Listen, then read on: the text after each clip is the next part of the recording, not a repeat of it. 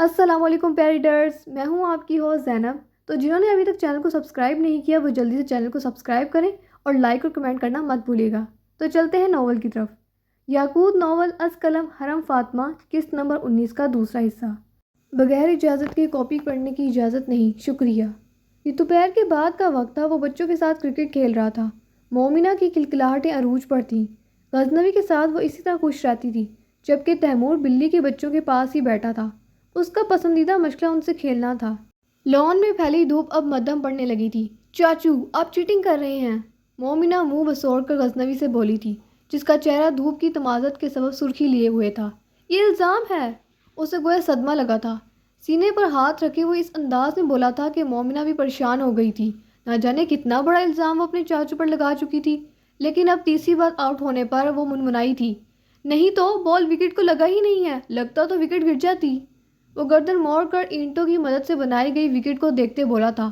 وہ وکٹ کم از کم بال سے گرنے والی نہیں تھی، جبکہ مومنہ کے سرخ و سفید چہرے پر ناراضگی ابھری تھی۔ وہ کتنی دیر سے صرف بولنگ کروا رہی تھی، غزنوی اسے بیٹ نہیں دے رہا تھا۔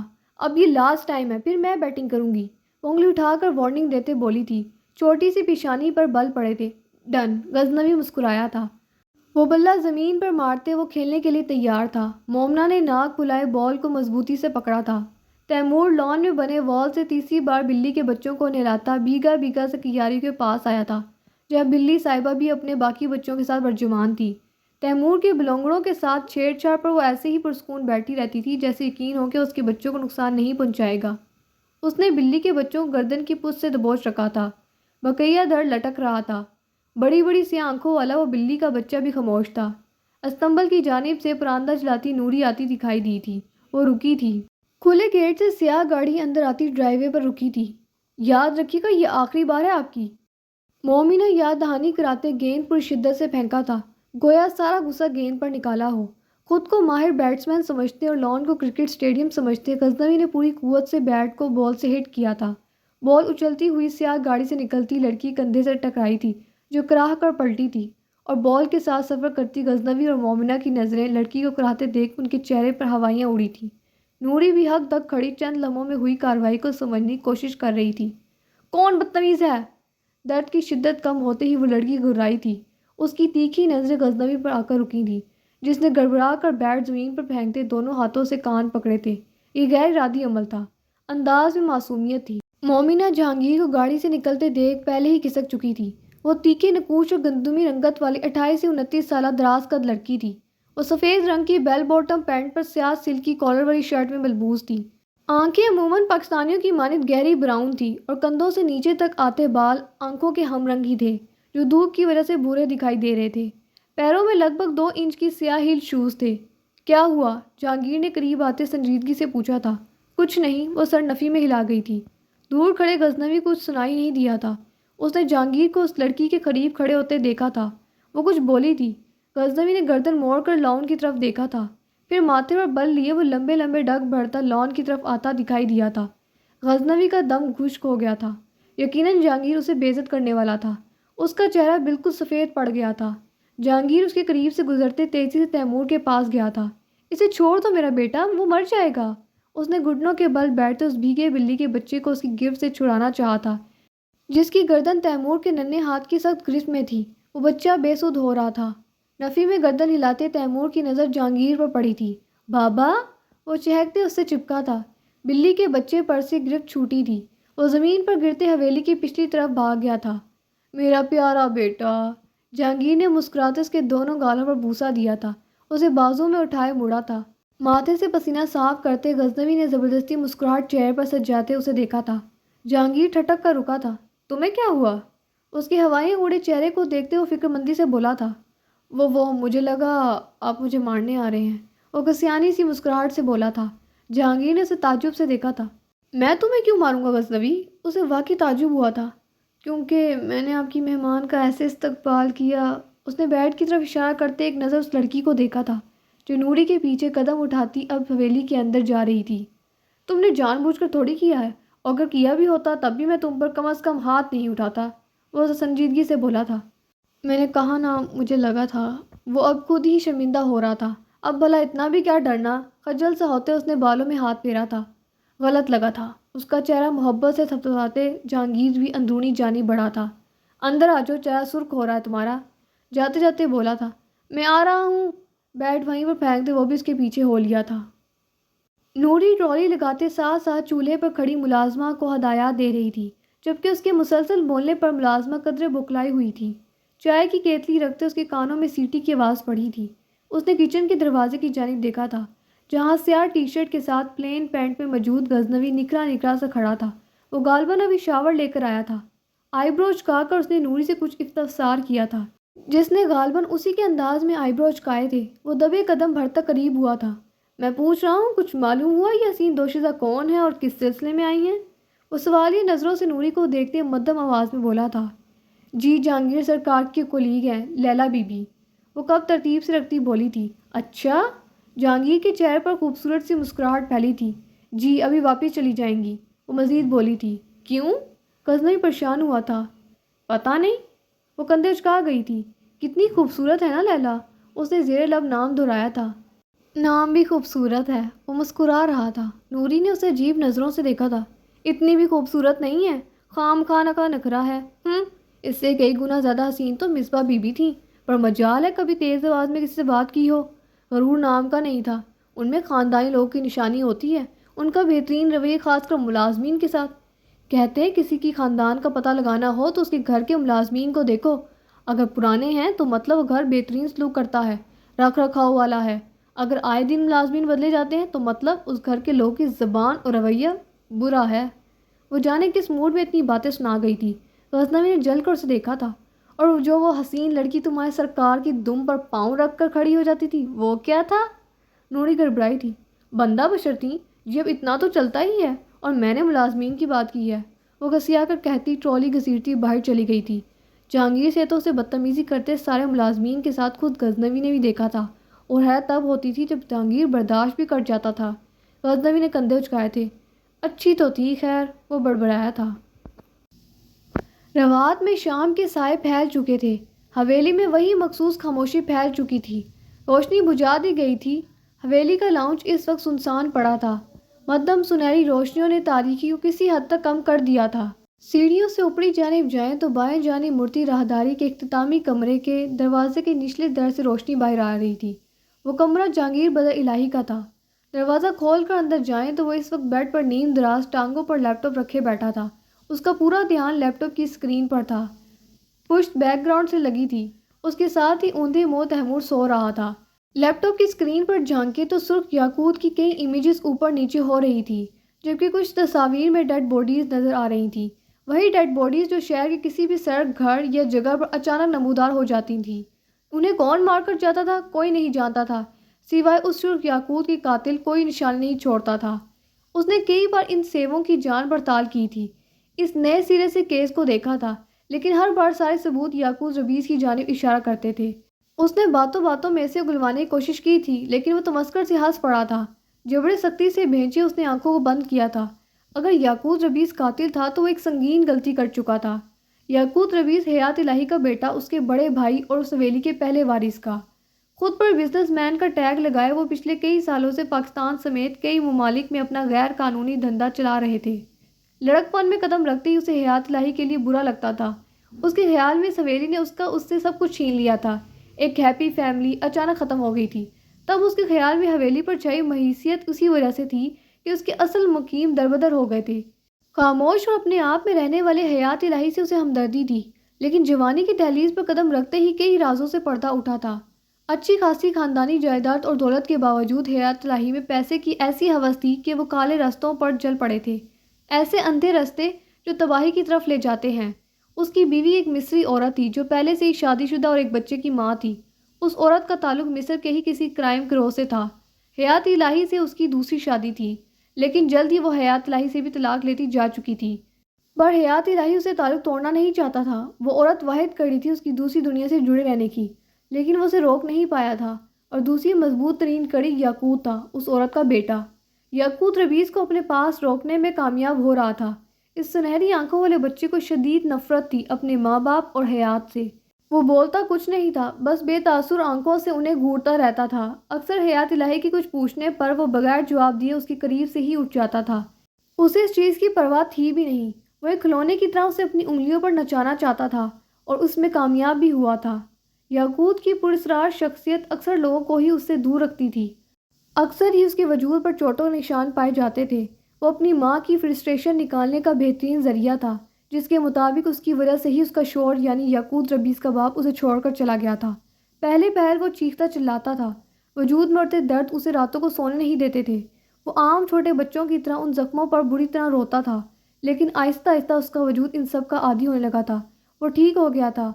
مار اب اس پر اثر نہیں کرتی تھی۔ صوفیہ اپنے ساتھ جڑے اس کے وجود سے تنگ تھی، سو حیات الہی کے ذرا سے اصرار پر ہی وہ اسے چھوڑ کر جا چکی تھی۔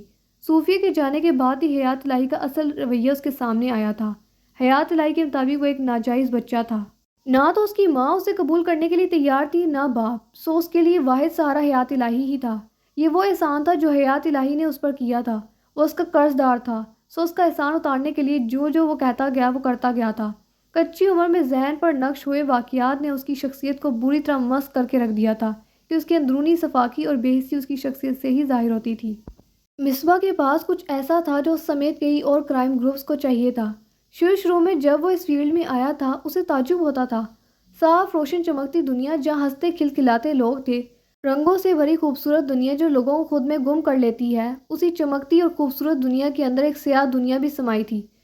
وہ شفاق لوگ جو دن کی روشنی میں ان کے درمیان ہنستے مسکراتے موجود ہوتے ہیں، جو اپنے گناہوں کو سرانجام دینے کے لیے رات کی سیاہی کا انتظار کرتے ہیں۔ حویلی کا اندیکھا دشمن حیات الہی ہی تھا، لیکن وہ خود کچھ بھی نہیں کرتا تھا۔ اس کے ہر گناہ کو سرانجام دینے کے لیے صرف ایک کٹ پتلی تھی، اس کے پاس یاقوت ربیز، لیکن وہ نہیں جانتا تھا یاقوت ربیز باغی ہو چکا تھا۔ دروازے پر ہوتی ہلچل پر اس نے تیزی سے نظروں کا رخ اس طرف موڑا تھا۔ دروازہ کھلا تھا۔ چھوٹے سے سائے کے بعد اسے سفید ٹراؤزر شرٹ میں موجود مومنہ اندر داخل ہوتی دکھائی دیتی۔ دونوں سائیڈوں سے بالوں کی چوٹیاں کندھے پر گر رہی تھی۔ وہ غالباً اپنے نائٹ سوٹ میں ملبوس تھی۔ اس نے اپنی سرخ سیاہ آنکھیں جہانگیر کی طرف اٹھائی تھی، جو نیند کی شدت سے بند ہونے لگی تھیں۔ جہانگیر کھل کر مسکرایا تھا اور دونوں بازو کھول دیے تھے۔ بابا! اسے دیکھتے وہ دوڑتے ہوئے اس کی طرف بڑھی تھی، جس نے دونوں بازوؤں سے تھامتے اپنی گود میں بٹھایا تھا۔ لیپ ٹاپ کو پہلے ہی بند کر کے سائڈ پر رکھ چکا تھا۔ بابا کی جان ابھی تک جاگ رہی ہے؟ وہ نرمی سے اس کے بالوں کو چومتے محبت بڑے لہجے میں بولا تھا۔ وہ بہت کم اس کے پاس آتی تھی۔ آج تو اس کا ارادہ تمکنت الہی کے ساتھ سونے کا تھا، لیکن وہ جانتا تھا وہ اس کے پاس ضرور آئے گی۔ جس دن وہ حویلی میں ہوتا تھا، مومنہ کی کوشش اس کے ساتھ رہنے کی ہی ہوتی تھی، تبھی وہ ابھی تک لائٹ آن کیے بیٹھا تھا۔ مجھے آپ کے پاس آنا تھا، اس کے سینے پر سر رکھے وہ مدھم آواز میں بولی تھی۔ نرگس کی وفات کے بعد وہ بہت خاموش رہنے لگی تھی۔ سیاہ آنکھوں میں ہمیشہ اداسی رہنے لگی تھی۔ پہلی بار اس نے اس کی آنکھوں کو چمکتے ہوئے دیکھا تھا۔ اس کا چہرہ خوشی سے جگمگ کر رہا تھا جس دن وہ مصباح عباسی کے ساتھ لان میں کھیل رہی تھی۔ مس عباسی کے جانے کے بعد وہ دوبارہ اسی خول میں سمٹ گئی تھی۔ آئی مس ہر، اس کی گود میں بیٹھی اسی کے بازو پر انگلی ٹریس کرتے ہوئے مدھم اور شرمندہ آواز میں بولی تھی۔ جہانگیر چونکا تھا، گردن جھکا کر اس کے سر کو دیکھا تھا۔ ماما کی یاد آ رہی ہے؟ وہ گہری سانس بھر کے بولا تھا۔ یہ ازالہ وہ پورا نہیں کر سکتا تھا۔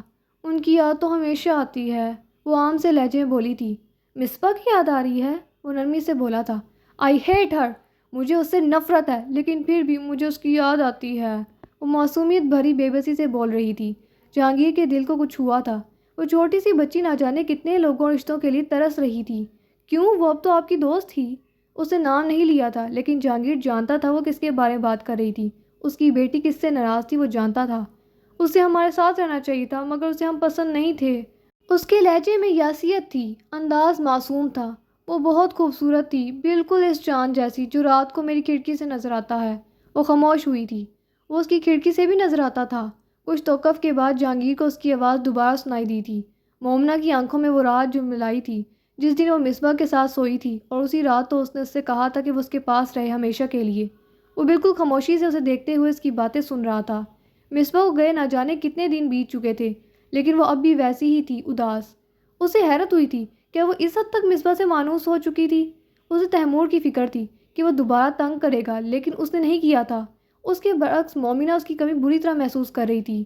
وہ اس حویلی میں مہمان تھی بیٹا، ہمارے پاس نہیں رہ سکتی تھی۔ اس کی فیملی تھی، اسے واپس اپنے گھر جانا تھا۔ وہ بہت نرمی سے اس کا بازو سلاتے بول رہا تھا۔ دل میں چبھن سی ہوئی تھی۔ اس کا دل چاہا تھا مومنہ کو خود میں کہیں چھپا لے۔ اگر اس کی ماں زندہ ہوتی تو یقیناً اس حد تک خود ترسی کا شکار نہ ہوتی، نہ ہی کسی کی توجہ کی محتاج ہوتی۔ بابا آپ پہلے بھی تو اسے لے کر آئے تھے نا، ویسے پھر لے کر آ جائیں۔ کافی دیر خاموشی کے بعد وہ دوبارہ بولی تھی۔ جہانگیر کو لگا تھا وہ سو چکی ہے، لیکن ایسا نہیں تھا۔ مومنہ کی آواز انتہائی مدھم تھی۔ جہانگیر کے چہرے پر تکلیف دہ اثرات ابھر کے معدوم ہوئے تھے۔ میں اسے لے آؤں گا، گہری سانس بھرتے ہوئے جیسے فیصلہ کر چکا تھا۔ اس نے نرمی سے دونوں بازوؤں سے پکڑتے مومنہ کا چہرہ اپنے سامنے کیا تھا۔ دل کو دھچکا لگا تھا۔ وہ کچھ بولتے بولتے خاموش ہو گیا تھا۔ اس کا خوبصورت چہرہ آنسوں سے تر تھا۔ چھوٹے چھوٹے ہونٹ رونے کی شدت سے بھیجے تھے۔ جہانگیر کا دل مٹھی میں آیا تھا۔ جہانگیر کو دیکھتے مومنہ کی آنکھوں سے آنسو مزید موتیوں کی طرح ٹوٹ کر گرے تھے۔ بھینچے ہونٹ کپ کپائے تھے۔ وہ بے یقینی سے اس کا چہرہ دیکھ رہا تھا۔ وہ اس لیے باتوں میں اتنا توقف لے رہی تھی۔ وہ اپنے آنسو چھپا رہی تھی۔ وہ جیسے صدمے بھری بے یقینی میں تھا۔ وہ رو رہی تھی اور اس نے جہانگیر کو اپنی آواز سے یہ بات محسوس تک نہیں ہونے دی تھی۔ کیا وہ اس حد تک اپنے آنسو چھپانے ماہر ہو چکی تھی؟ بابا کی جان روتے نہیں ہیں، میں لے کر آؤں گا نا اسے۔ بے چینی سے اس کے ننھے وجود کو اپنے سینے بھینچے وہ کرب سے بولا تھا، اس کے آنسو صاف کرتے ہوئے بار بار اس کا سر چوم رہا تھا۔ جہانگیر بدلائی کا بس نہیں چلا تھا کہ وہ اپنی بیٹی کے لیے ابھی مصباح باسی کو کہیں سے لا کھڑا کرتا۔ وہ سو چکی تھی، لیکن اس رات جہانگیر بدلائی نہیں سو پایا تھا۔ اس کی اولاد بے چین تھی، وہ کیسے سکون سے سو جاتا؟ ریو ڈوپٹ چیپلین اسٹریٹ۔ بارشوں کے اس سلسلے کے بعد کینیڈا کے شہر کیوبیک میں طلوع ہوتی صبح ٹھنڈی اور سنہری تھی۔ ٹھنڈی ہوا اس کے وجود سے ٹکراتے طمانینت بخش رہی تھی۔ سفید ہیل سے مکید اس کے پاؤں پورے اعتماد سے سرمئی اینٹوں کی روش پر چل رہے تھے۔ وہ پیلے رنگ کی ٹخنوں سے ذرا اوپر تک میکسی موجود تھی جس پر نارنجی پھول بنے تھے۔ گلے میں بھورے رنگ کا رومال لپٹا تھا۔ سیاہ بال مانگ نکال کر کانوں کے پیچھے پن اپ کیا گیا تھا۔ آنکھوں میں بلا کا اعتماد تھا۔ وہ گردن اٹھائے نظریں اطراف میں دوڑا رہی تھی۔ اس کا متناسب قد 2 انچ ہیلز کی وجہ سے دراز دکھائی دے رہا تھا۔ سرمئی پتھریلی روش پر وہ قدم بقدم آگے بڑھ رہی تھی۔ خوبصورت لبوں پر مبہم سی مسکراہٹ تھی۔ اسے آزادی پسند تھی اور اسے وہ ہر قیمت پر حاصل کر لیتی تھی۔ ایک کیفے کے سامنے اس کے قدم سست ہوئے تھے۔ گردن اٹھا کر اس نے اس کیفے کا نام پڑھا تھا۔ وہ کینیڈا کے شہر کیوبیک کی تاریخی اور مشہور گلی تھی جس میں آج بھی وہی احساس موجود تھا۔ ریو ڈوپٹ چیپلین اسٹریٹ کینیڈا کے مشہور شہر کیوبیک کی تاریخی گلی تھی جس کا پرانا نام سیموئل ڈی چیپلین کے نام پر رکھا گیا تھا، جس نے 1608 میں کیوبیک شہر کی بنیاد رکھی تھی۔ پہلے یہ گلی شمالی امریکہ کا صرف تجارتی راستہ تھی جو ایک غیر آباد محلہ تھا۔ پرانی اور تاریخی جگہوں سے اسے ہمیشہ ہی خاص تعلق محسوس ہوتا تھا۔ اس نے گردن موڑتے اطراف میں نظر دوڑائی تھی۔ فل سلیوز بازو مکید، ہاتھوں میں سفید چھوٹا چوکور سا ہینڈ بیگ تھا۔ سیاہ بڑی بڑی آنکھوں میں جگنو جیسی چمک تھی۔ یہ گلی اس کے لیے نئی نہیں تھی، وہ یہاں پہلے آ چکی تھی۔ سامنے قطار در قطار پرانے مکانات تھے، چھتوں پر سفید ٹائلز، دیواروں پر پرانی اینٹوں کی تعمیر اور کھڑکیوں سے جھانکتی روشنیاں، بالکنیوں میں رکھے ہرے بھرے اور مختلف رنگوں کے پودے۔ اسے لگا تھا وہ وقت میں کئی صدی پیچھے چلی گئی تھی۔ کئی سالوں پہلے اسی سرمئی روش پر وہ لوگ چلتے پھرتے ہوں گے جن کا نام و نشان بھی باقی نہیں تھا۔ کیا تھی زندگی؟ یہ تھی انسان کی وقت۔ وہ خوبصورت بنائے گئے مکانات آج بھی قائم تھے، وقت نے ان پر چھاپ چھوڑی تھی، لیکن نئے آنے والے لوگوں نے اس چھاپ کو کسی حد تک کم کر دیا تھا۔ وقت کے ساتھ جدت آئی تھی، لیکن ڈھانچہ تاریخی ہی تھا۔ نہ جانے کتنی داستانیں اپنے اندر سمیٹے وہ مکانات بالکل خاموش تھے، وہ لوگ نہیں تھے، اور ان کے بعد نہ جانے کتنے لوگ آ کر جا چکے تھے، لیکن وہ گھر اور گلیاں آج بھی اسی شان سے قائم تھیں۔ دکانوں کے رنگین سائن بورڈ اس کی نظریں اپنی طرف کھینچی تھیں۔ وہ لاشعوری طور پر قدم آگے بڑھانے لگی تھی۔ گلی کی ہوا میں بہت خوبصورت اور میٹھی سی خوشبو رچی بسی تھی، چاکلیٹ اور کافی کی ملی جلی خوشبو۔ وہ لمحے بھر کو رکی تھی، آنکھیں بند کرتی اس نے اس کو اپنے اندر کھینچا تھا۔ ہوا میں ہلکی سی خنکی تھی اور درختوں کے پتوں سے چھن کر آتی روشنی اس کے چہرے پر پڑی۔ دل بے اختیار دھڑک اٹھا۔ شاید شہر کی خوبصورتی تھی یا شاید وہ انجانی سی کشش جیسے وہ کسی خواب میں اتر آئی تھی۔ اس کے چہرے پر گہری اور زندگی سے بھرپور مسکراہٹ آئی تھی۔ اس کی آزادی اس سے کوئی نہیں چھین سکتا تھا۔ آس پاس سے لوگ گزرتے ڈھلوانی روش پر آگے بڑھ رہے تھے۔ صبح کے اس وقت رش معمولی سے کم تھا۔ شاپنگ کی کئی دکانیں اس وقت بند تھیں، سوائے کیفیز اور چند ریسٹورنٹ کے علاوہ باقی دکانیں بھی بند تھیں اور کچھ کھل رہی تھیں۔ کافی کا سیاہ اور ڈارک کلر کا ڈسپوزیبل کپ ہاتھ میں پکڑتی وہ کیفے کے ساتھ ہی بنی اوپن سیٹنگ ایریا میں آ کر بیٹھی تھی۔ وہ چھوٹی سی جگہ تھی جہاں ایک وقت میں 3 سے 4 ٹیبلز ہی لگے تھے۔ سیاہ رنگ کی کرسی پر بیٹھتے اس نے سامنے پڑے ٹیبل پر مگ رکھا تھا۔ بیگ سے موبائل نکالتے وہ مکمل مصروف ہو گئی تھی۔ ہوا سے سیاہ بال اڑتے اس کے کندھوں پر پڑ رہے تھے۔ جوں جوں سورج چل رہا تھا اس کی گرمائش میں بھی تیزی آ رہی تھی۔ سفید رنگت میں سرخی گھلنے لگی تھی اور جس وقت اس نے گردن اٹھا کر آسمان کی طرف دیکھا تھا سورج پوری طرح طلوع ہو چکا تھا۔ اس کی آنکھیں چندیائی تھیں۔ ویٹر کی آواز پر اس نے گردن موڑی تھی، ایک نظر ٹیبل پر رکھے مگ پر ڈالی تھی جو ٹھنڈا ہو چکا تھا۔ کیپیچینو کافی اینڈ وہ اچانک خاموش ہوئی تھی۔ دھوپ کا راستہ رکا تھا، مخصوص کلون کی خوشبو اطراف میں پھیلی تھی۔ وہ بس لمحے بھر کے لیے چونکی تھی۔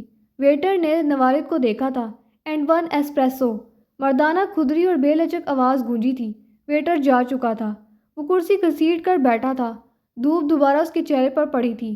لگتا ہے قید توڑنے میں کافی تجربہ ہے۔ وہی بے تاثر آواز، بالکل، میں ایکسپرٹ ہوں اس میں۔ چہرہ اس کی جانب موڑتے وہ مسکرا کر بولی تھی۔ لمحہ بھر کے لیے سامنے بیٹھے یاقوت کی آنکھوں میں تحیر ابھرا تھا۔ وہ خوفزدہ تھی، نہ پکڑے جانے پر شرمندہ۔ آج صبح ہی وہ لکڑی کے چھوٹے سے گھر سے بھاگ آئی تھی۔ اسے تلاش کرنے میں وہ صبح کافی خوار ہوا تھا۔ تم پکڑی گئی ہو، جانتی ہو تمہارے ساتھ کیا ہو سکتا ہے؟ وہ پشت چیئر سے ٹکاتا بولا تھا۔ سنہری آنکھوں میں اب دلچسپی تھی، وہی دلچسپی جو پہلی بار اسے دیکھتے سنہری آنکھوں میں نمودار ہوئی تھی۔ آپ؟ وہ ذرا سا آگے کی طرف جھکی تھی۔ مصباح کا چہرہ بے تاثر تھا۔ کچھ نہیں کر سکتے۔ وہ سیدھی ہوئی تھی۔ یاقوت ابھی ویسے ہی بیٹھا تھا۔ اس کے تاثرات میں کوئی کمی نہیں آئی تھی۔ میں ہمیشہ سے تمہارے بارے میں ٹھیک تھا، تم ویسی نہیں ہو جیسی دکھائی دیتی ہو۔ وہ شانے اچکاتا سیدھا ہوا تھا۔ اسی وقت ویٹر قریب آیا تھا۔ اس نے کافی کے دونوں کپ سامنے رکھے تھے۔ مصباح اب اسے دیکھ رہی تھی بغیر پلک جھپکائے۔ تم کھیل رہی تھی، ایک مظلوم وکٹم بن کر۔ کافی کا سپ لیتے وہ اسے ہی دیکھ رہا تھا۔ آنکھوں میں آج بلا کا اعتماد تھا، نہ وہ خوفزدہ تھی نہ گھبرائی ہوئی۔ پلکیں بند کر کے اس نے سر کو ذرا سا خم دیتے جیسے قبول کیا تھا۔ کافی کپ اٹھاتے وہ بھی پشت چیئر سے لگا کر بیٹھ گئی تھی۔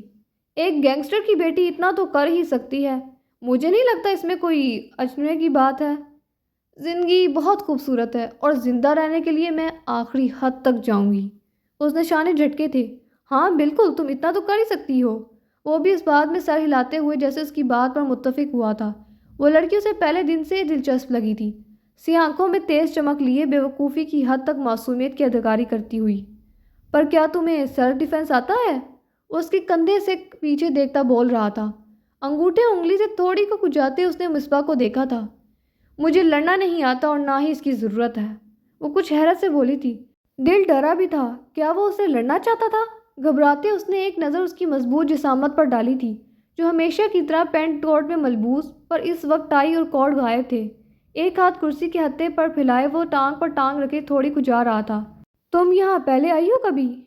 جی، ایک دفعہ آ چکی ہوں، وہ کچھ الجھ کر بولی تھی۔ پھر بغیر تیاری کے دوبارہ کیسے آ گئی؟ اس بار اس کا لہجہ ذو معنی اور مسکاتا ہوا تھا۔ وہ الجھی تھی۔ کہنا کیا چاہتے ہیں آپ؟ کھل کر کہیں، مجھے الجھائیں مت، میں ڈرنے والوں میں سے نہیں ہوں۔ وہ قدرے خفی سے ماتھے پر بل لیے بولی تھی۔ مطلب دشمنوں کے گڑھ میں بیٹھی ہو اور خود کو بچانا نہیں آتا؟ دشمنوں کو مارو گے کیسے؟ اداؤں سے؟ اس کی تیاری پر وہ بھرپور نظر ڈالتا وہ طنزیہ بولا تھا۔ ماحول میں کچھ غیر معمولی تھا جو مصباح کو شدت سے محسوس ہوا تھا۔ چہرے پر زردی پھیلی تھی۔ اس نے نامحسوس انداز میں ہاتھ اپنے بیگ کی طرف بڑھایا تھا۔ اسے دیکھتے یاقوت سیدھا ہوا تھا۔ میدان میں اترنے سے پہلے تیاری مکمل رکھنی چاہیے۔ وہ جیسے مایوس ہوا تھا۔ گردن موڑ کر پیچھے دیکھتے وہ چیخ مارتے ہوئے یاقوت کی چیئر کی پشت پر آ کھڑی ہوئی تھی، جس نے اسی تیزی سے چاقو اپنی طرف تیزی سے بڑھتے 3 لڑکوں کے پیروں میں اچھالا تھا۔ بہت تیز نوکیلا چاقو سرمئی اینٹوں کے درمیانی لکیر میں جا کر اٹکا تھا۔ وہ تینوں لڑکے یکدم رکے تھے، نظر جھکا کر چاقو کو دیکھا تھا جس کے دستے پر سرخ پتھر سورج کی روشنی میں چمک رہا تھا۔ وہ کئی قدم پیچھے لے گئے تھے۔ چہرے پر تحیر کے بعد خوف ابھرا تھا۔ وہ واپس مڑ گئے تھے، نہ جانے کیوں، پر وہ بے ساختہ ہنسا تھا، پھر گردن موڑ کر پیچھے دیکھا تھا۔ وہ خوف زدہ چہرہ لیے اس کے پیچھے ہی پریشان سی کھڑی تھی۔ کیا تم ڈر رہی ہو؟ وہ مصنوعی حیرت سے بولا تھا۔ مصباح نے مٹھیاں بھینج کر گھورا تھا۔ کم آن، تم گینگسٹر کی بیٹی ہو۔ چہرہ اب بھی سنجیدہ تھا پر آنکھوں میں محظوظ کن تاثر تھا۔ ایک نظر اسے دیکھتی گلی سے باہر جانب قدم بڑھا گئی تھی۔ اس کی نظریں مصباح کی پشت پر تھیں۔ سیاہ بال کمر پر جھول رہے تھے۔ بلا شبہ وہ خوبصورت تھی اور ذہین بھی، پر وہ گہری سانس بھر کر رہ گیا تھا۔ ہرن بھی شکار ہونے سے پہلے چکما دینے کی کوشش کرتی ہے، اچھلتی ہے، بچنے کی ہر ممکن کوشش کرتی ہے، پر بالآخر وہ شکار ہو جاتی ہے۔ طاقت کے آگے معصوم ذہانت مر جاتی ہے۔ امید ہے آپ کو ناول پسند آیا ہوگا، تو ملتے ہیں اگلی کس کے ساتھ۔ تب تک کے لیے اللہ حافظ۔